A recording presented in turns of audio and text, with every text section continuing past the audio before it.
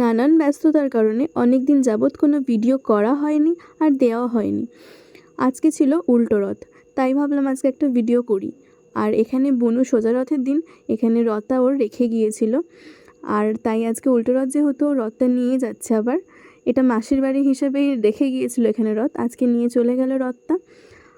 আর এদিকে তিথি ছুটিতে বাড়ি এসেছিল, আর যেহেতু রথের মেলা বসে আমাদের পাঁচমাথাতে, ও বলল চল তাহলে মেলা থেকে ঘুরে আসি, তাই বেরিয়ে পড়লাম মেলার জন্য। আর এদিকে রেডি হয়ে নিচ্ছি।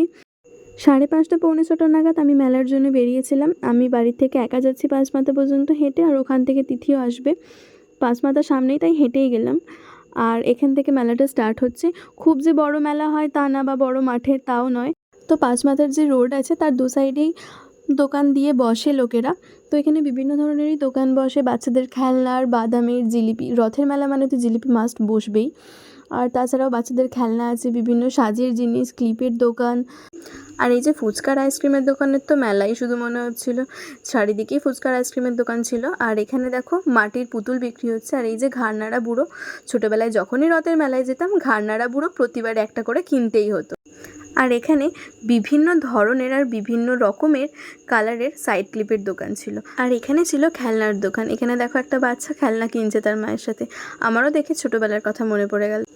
যখনই মেলায় আসতাম মায়ের কাছে আমিও বায়না করতাম খেলনা কেনার জন্য। মেলাটা ঘুরতে ঘুরতে রথের কাছে এসে পৌঁছালাম। ওই যে দূরে রথটা আসছে এবার। আর এখানে একটা আমুলের দোকান আছে, বাট এখানে একটাও আমুলের আইসক্রিম পাওয়া যাচ্ছে না।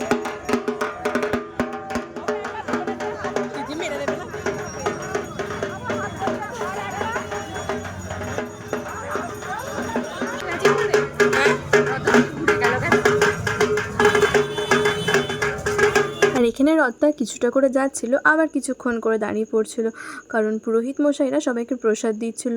রথ আবার দাঁড়িয়ে পড়লো, আর সামনেই হচ্ছিল হাওয়াই মিঠাই তৈরি। ওহো, মেলায় কে কে এসেছিলাম দেখাতেই ভুলে গেছি। দেখো এই যে আমার বেস্টু তিথি আর আমি। এবার আসা যাক খাওয়া দাওয়ার পালা। এখানে আইসক্রিম খেলাম, তারপর খেয়েছিলাম ফুচকা, আর এখানে ভুট্টাও কিনে নিয়ে চলে এলাম বাড়ি।